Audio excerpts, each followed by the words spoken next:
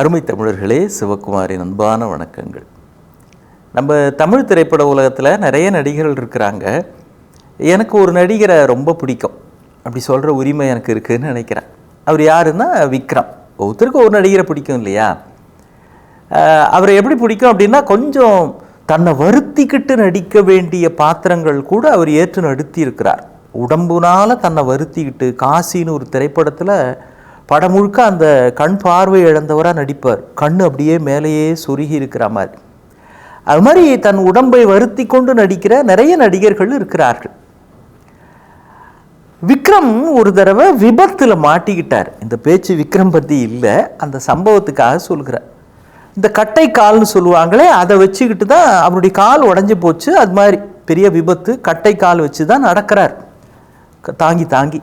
அது மாதிரி ஒரு 3-4 வருஷம் கஷ்டப்பட்டுருக்கிறார்.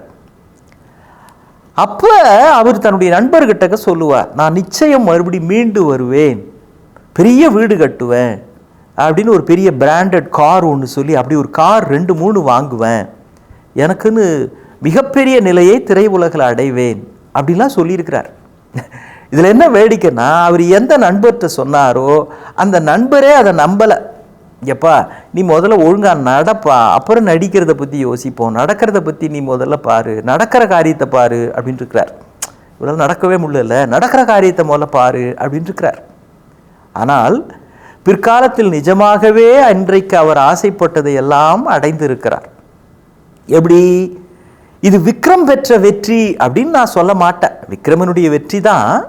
ஆனால் தன்னால் இது முடியும், இதை சாதிப்பேன், செய்வேன் அப்படின்னு அவருக்கு தன் பேரில் இருந்த அந்த அசைக்க முடியாத நம்பிக்கை. இங்கிலீஷில் பாசிட்டிவ் தாட் அப்படின்னு ஒரு வார்த்தை உண்டு, பிலீஃப் அப்படின்னு ஒரு வார்த்தை உண்டு. இந்த ரெண்டும் ஒரே மாதிரி தான் பொருள் இருக்கும்னு நம்ம நினைக்கிறோம், ஆனால் இல்லை.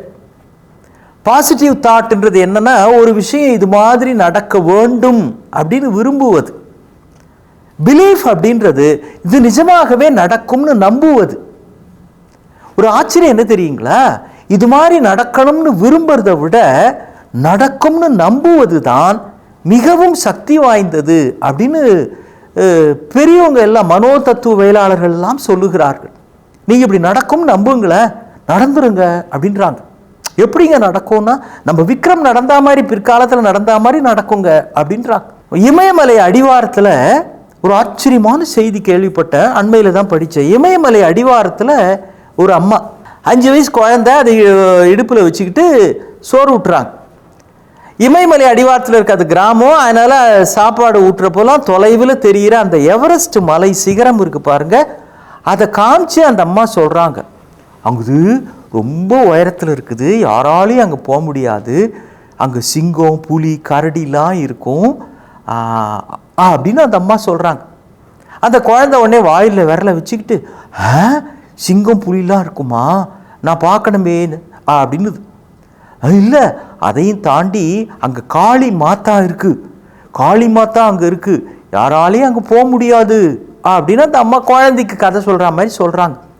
இந்த குழந்தை, காளி மாதா இருக்கா, ஆமாம், சிங்கம் புலி இருக்கா, ஆமாம் அப்படின்னு ஒன்று, யாராலையும் போக முடியாதா, ஆமாம் போக முடியாது. குழந்தைங்கிட்ட இதை செய்ய முடியாது, செய்யக்கூடாது அப்படின்னு நீங்கள் சொல்லிட்டீங்கன்னா அவ்வளவுதான். நாம் இந்த உலகத்தில் பிறந்ததே அப்பாவை அம்மாவை எதை செய்யாதன்னு சொல்கிறாங்களோ அதை செய்யறதுக்கு தான் அப்படின்ற ஒரு ஞான தெளிவோடு செயல்படும். பார்த்துருக்கீங்களா? ஒரு பொம்மையை வாங்கி அப்பா மேலே ஷெல்ஃபில் வச்சுட்டு யாரும் அதை தொடக்கூடாது, தூரக்கேந்து பார்க்கணும் அப்படின்னு சொன்னார்னா முடிஞ்சிச்சு. சாயங்காலம் அவர் வரப்போ அந்த பொம்மையில் போ ஒரு பக்கம் இருக்கும், இம்மு ஒரு பக்கம் இருக்கும், மை ஒரு பக்கம் இருக்கும், அதை கீழே இழுத்து போட்டு உடச்சி தனித்தனியாக தூளாக ஆக்கியிருக்குங்க. செய்யாதன்னா செய்வது தான் எங்கள் பிறவி நோக்கம் அப்படின்றவங்க தான் பிள்ளைங்க. அது ஒரு ஸ்பெஷல் டைப்பு. இப்போ இந்த அம்மா என்ன சொன்னாங்க, யாராலையும் அங்கே போக முடியாது, காளி மாதா இருக்குது, சிங்கம் புலி இருக்குன்னுட்டாங்க. அவ்வளோதான். அதுக்கு பிறகு அந்த அம்மா சொல்கிறத விட்டுட்டாங்க. மறுநாள் இருந்து எப்பெல்லாம் இந்த அம்மா குழந்தைக்கு சாதம் ஊட்டுறாங்களோ அப்பெல்லாம் இந்த குழந்தை சொல்ல ஆரம்பிச்சிருச்சு, அங்கே சிங்கம் புலி இருக்குது, காளி மாதா இருக்குது, ஆனால் நான் ஒரு நாளைக்கு போவேன், சிங்கம் புலி இருக்குது, காளி மாதா இருக்குது, யாராலையும் போக முடியாது, ஆனால் நான் ஒரு நாளைக்கு போவேன். இப்படியே சொல்லி அருமை பெரியோர்களே, நிஜமாகவே அந்த குழந்தை வளர்ந்து பெரியவனாகி அந்த எவரெஸ்ட் சிகரத்தை தொட்டது. அந்த குழந்தைதான் எவரெஸ்ட் சிகரத்தை தொட்டு பிடித்த டென்சிங் ஹிலாரி என்கிற 2 பேரில் டென்சிங். நம்பூர்காரர் அவர். நம்பூர்னா சென்னையில் இந்தியாவை சேர்ந்தவர். முடியாது என்று அம்மா சொன்னதை என்னால் முடியும் என்கிற உறுதிப்பாடோடு, நான் சின்ன பாப்பா என்னால் எப்படி ஏற முடியும் அப்படின்னு நினைக்கல, நான் சாதாரண பையன் என்னால் எப்படி முடியும்னு நினைக்கல, முடியும் என்கிற அந்த பிலீஃப் ஒரு மிகப்பெரிய சாதனையாளனாக அவனை மாற்றி விட்டது. இதைத்தான் பெரியவங்க சொல்கிறாங்க, உங்களால் முடியும்னு நம்புங்க, நிச்சயமாக நான் முடியும். Yes, it is possible. காளிமாதாவை நான் பார்ப்பேன் அந்த பையன் தீர்மானிச்சான். நிஜமாகவே காளிமாதாவை பார்த்தானோ இல்லையோ, எவரெஸ்ட் சிகரத்தை தொட்டான். எப்படி தொட்டான்? பிற்காலத்தில் வளர்ந்து தொடுவதற்கு முன்பாக மனதிற்குள் ஆசையினாலேயே தொட்டு விட்டான். உங்கள் மனதால் ஒன்றை தொட்டுவிட்டால் ஒரு நாள் நிச்சயம் உங்கள் வாழ்க்கையிலும் அதை தொடுவீர்கள். சாதிக்கிறவர்கள் பல பேர் இருக்கலாம், பல துறையில் இருக்கலாம். ஆனால் அவங்க எல்லாருக்கும் ஒரு பொதுவான தகுதி என்ன அப்படின்னா, என்னால் இதை சாதிக்க முடியும்னு அவங்களுக்கு காரணமே இல்லாமல் தன் பேரில் இருந்த நம்பிக்கை. ஏன்னா மனசோட அந்த பிலீஃப் அவ்வளவு வலிமையானது. ஒருத்தர் டாக்டர்கிட்ட போயிருக்கிறாரு. டாக்டர்கிட்ட போய், டாக்டர் நான் எப்பொழுதுமே ஒரு எலின்னு தான் என் மனசு நம்புது, எனக்கு என்ன பண்ணுறதுன்னு தெரியல, நான் மனுஷனே தோணலை, நான் ஒரு எலின்னு தான் எனக்கு தோணுதுன்னார். டாக்டர் உடனே, அடட இது ஒரு பிரச்சனையே இல்லைப்பா அப்படின்னு ஒரு எலி பொம்மையை கொண்டு வந்து அவர் முன்னால் வச்சார். இதை பார்த்தீங்களா, எலிக்கு 4 கால், உங்களுக்கு 2 கால்.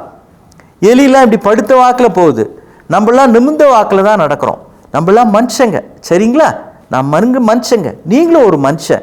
நீங்கள் எலியெல்லாம் கிடையாது, வால் இல்லை, உங்களுக்கு வால்லாம் கிடையாது, என்ன நீங்கள், அதனால் நீங்கள் மனுஷன் அப்படின்னு அவனை ஒரு மாதிரி மூளை செலவை செய்கிற மாதிரி பேசியிருக்கிறார். ரொம்ப நன்றி டாக்டர், நான் மனுஷன் நீங்கள் சொன்னதுக்கு ரொம்ப நன்றின்ட்டு வெளில போனவர் அச்சு பிடிச்சி திரும்ப வந்தார். ஏங்க டாக்டர் டாக்டர் டாக்டர், ஏங்க என்ன ஆச்சுன்னு, டாக்டர் பயமாக இருக்குது டாக்டர், வெளியில் ஒரு பூனையை பார்த்தேன் டாக்டர். யோ நான் தான் சொன்னனே, பூனையை பார்த்து எலி தான் பயப்படும், நீ ஏன் பயப்படுற, நீ எலி இல்லை நீ மனுஷன் நான் சொல்லியிருக்கிறேன் இல்லைன்னு. அது இல்லை டாக்டர், நான் எலி இல்லை மனுஷன்னு நீங்கள் சொன்னது எனக்கு தெரியும், உங்களுக்கு தெரியும், பூனைக்கு இன்னும் தெரியாதே டாக்டர்னார். இவர் அவ்வளவு தீவிரமாக மனசுக்குள்ளே தன்னை பற்றி நம்பிட்டார். தன்னை பற்றி நம்பினா நம்பிக்கைதான் உங்களை செயல்படுத்துகிற சக்தி என்பதை இவரை வைத்தும் புரிந்து கொள்ளலாம், டென்சிங்கை வைத்தும் புரிந்து கொள்ளலாம். நிச்சயம் உங்கள் இலக்கு என்கிற காளி மாதாவை நம்புங்கள், நீங்களும் தரிசிப்பீர்கள். மீண்டும் சந்திப்போம். வணக்கம்.